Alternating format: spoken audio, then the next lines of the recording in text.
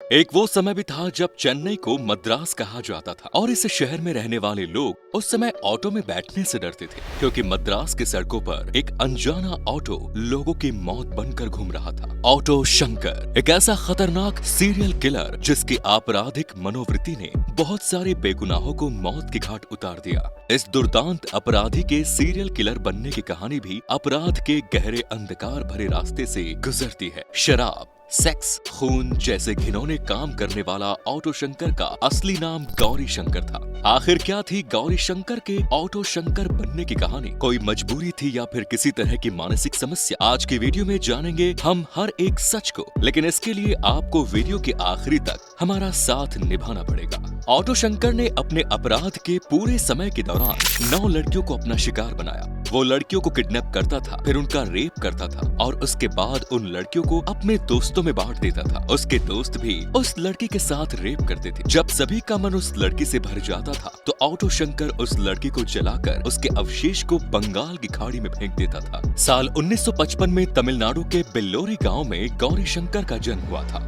ये वो दौर था जब गांव बेरोजगारी एक बड़ी समस्या थी।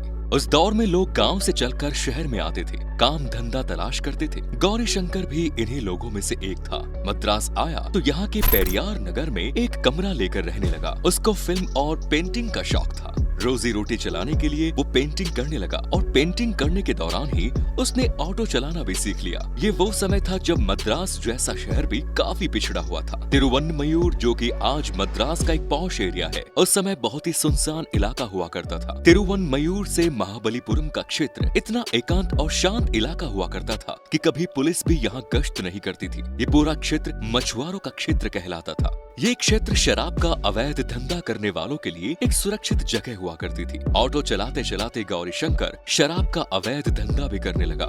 राजनीति एक ऐसा क्षेत्र है जिसके हर छोटे बड़े फैसले का असर आम इंसान की जिंदगी पर होता है। 80 का दौर भी कुछ ऐसा ही बदलाव का दौर था। तमिलनाडु की तत्कालीन सरकार ने राज्य में शराब को बैन कर दिया था। शराब पर यह बैन एक बार नहीं बल्कि 2 बार लगाया गया। इसका नतीजा ये हुआ कि लीगल तौर पर शराब का काम बंद हो गया, लेकिन अवैध रूप से शराब का धंधा करने वालों की चांदी हो गई। शराब की डिमांड बढ़ गई और पुलिस से सेटिंग करके या फिर बचते बचाते काम करने पर पैसे ज्यादा मिलने लगे। इसका फायदा गौरी शंकर ने भी उठाया। तिरुवन्नमयूर के सुनसान इलाके में शराब के अवैध ठेके लगने लगे और गौरी शंकर ऑटो में शराब की सप्लाई करने लगा। उस दौर में गौरी शंकर का नाम इसलिए भी लोग जानने लगे क्योंकि वो उस क्षेत्र में सबसे ज्यादा अवैध शराब की सप्लाई किया करता था और ऐसे सिचुएशन में ऑटो वालों पर उस समय शक भी नहीं होता था। शराब को तो खुद ही बेचा करता था, पैसों की कभी कमी नहीं रही। इसके बाद फिल्मों का शौक भी उसे चढ़ गया, लेकिन इसके साथ साथ एक और शौक ने उसे घेर लिया। वो शौक था औरतों का, जो कल तक ऑटो में केवल शराब की डिलीवरी दिया करता था, अब वो लड़कियां भी सप्लाई करने लगा। इसके बाद धीरे धीरे मद्रास की हाई सोसाइटी में उसकी पहुंच और पकड़ बनने लगी। आगे चलकर ऑटो शंकर ने अपना एक ऐसा गैंग बना लिया जो शराब की अवैध सप्लाई के साथ साथ लड़कियों की भी सप्लाई किया करता था। उसके इस गैंग में उसका अपना भाई मनोज उसका राइट हैंड हुआ करता था। इसके अलावा शिवा और एल्डिन उसके प्रमुख साथी थे।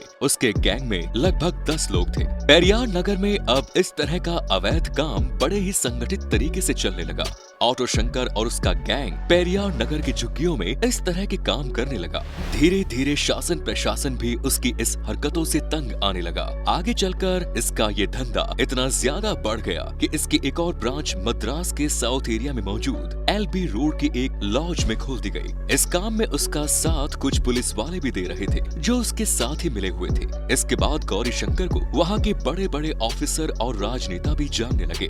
इसके पीछे कारण एक ही था कि गौरी शंकर उन लोगों को भी उनकी डिमांड के अकॉर्डिंग शराब और लड़कियां सप्लाई किया करता था। गौरी शंकर ने मद्रास में अपना काम कुछ इस तरीके से जमा लिया था कि उसे लगने लगा था कि अब वो मद्रास में भी कुछ भी कर सकता है। वो इस शहर को अपने बाप की जागीर समझने लगा। फिल्मों का शौकीन था और फिल्मों के साथ साथ डांस का शौक भी उसको लग गया। उसके साथ ही उसके मन में औरतों और लड़कियों के साथ छेड़छाड़ की भावना भरने लगी। इतना ही नहीं, अब उसके भीतर बलात्कार की प्रवृत्ति जागने लगी। वो कई खतरनाक अपराधों को अंजाम देने लगा। इसके बाद शंकर की तरक्की का ग्राफ नीचे आने लगा क्योंकि उसका मन अपराध के लिए तैयार हो गया था। साल 1987 में पुलिस को एक युवा महिला ऑटो शंकर की पहली विक्टिम थी। पुलिस के मुताबिक उस महिला का नाम ललिता शंकर था। ललिता पर शंकर का गुस्सा बरस चुका था, इसलिए वो अपने एक साथी सुधा लाई सूदू के साथ शंकर के अड्डे से भागने निकली। लेकिन उन दोनों का पीछा किया गया और फिर उनको पकड़कर पेरियार नगर लाया गया। पेरियार नगर में उन दोनों की हत्या कर दी गई। फिर उनकी डेड बॉडीज को जला दिया गया और बचे कुचे अवशेष को बंगाल की खाड़ी में फेंक दिया गया। इसके बाद ऑटो शंकर का अगला शिकार बने मोहन,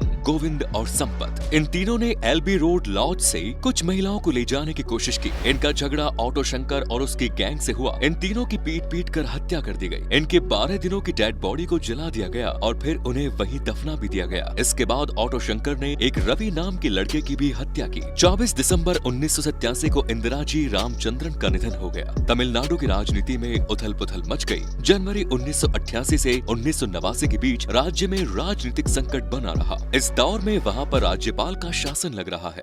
प्रशासक बदले तो लोगों की उम्मीद भी बढ़ गई। जो शंकर पुलिस के हाथ नहीं लग रहा था। पीड़ित पक्ष शंकर की शिकायत लेकर तत्कालीन राज्यपाल पीसी अलेक्जेंडर के पास पहुंचे। राज्यपाल ने पुलिस महानिरीक्षक को तलब किया और पुलिस महानिरीक्षक जफर अली को एक नई टीम गठित करके किसी भी कीमत पर शंकर को पकड़ने की हिदायत दी गई। पुलिस की टीम में थिरुमलाई जिले का एक पुलिस कांस्टेबल भी था, जो शंकर के काफी करीब था। उसने जो भी इंफॉर्मेशन दी वो पुलिस की टीम के काफी काम आई। उसी के इंफॉर्मेशन के बेसिस पर शंकर को पकड़ लिया गया। शंकर ने जब पुलिस के घर की तलाशी ली तो हैरान रह गए, क्योंकि साल 1988 में शंकर के घर से 3 लोगों के कंकाल मिले। शंकर के पकड़े जाने की खबर जंगल में आग की तरह फैल गई। मीडिया ने इस मामले को काफी पॉजिटिव तरीके से हैंडल किया और मीडिया की तरफ से ही इस गौरी शंकर को एक नया नाम मिला, ऑटो शंकर। शंकर के जुर्म में जो पुलिस वाले शामिल रहे उन सभी को तत्काल सस्पेंड किया गया। शंकर को मद्रास की जेल में शिफ्ट किया गया, लेकिन वहां से वो अगस्त 1990 में भाग गया। उसके भागने के प्लान में जेल विभाग के 3 कर्मचारी भी शामिल थे। जब शंकर को दोबारा पकड़ा गया तो जानकारी सामने आई और इन कर्मचारियों को भी सस्पेंड किया गया। हालांकि बाद में उसे उड़ीसा के राउरकेला से पकड़ लिया गया। शंकर के भाई मोहन सिल्वा,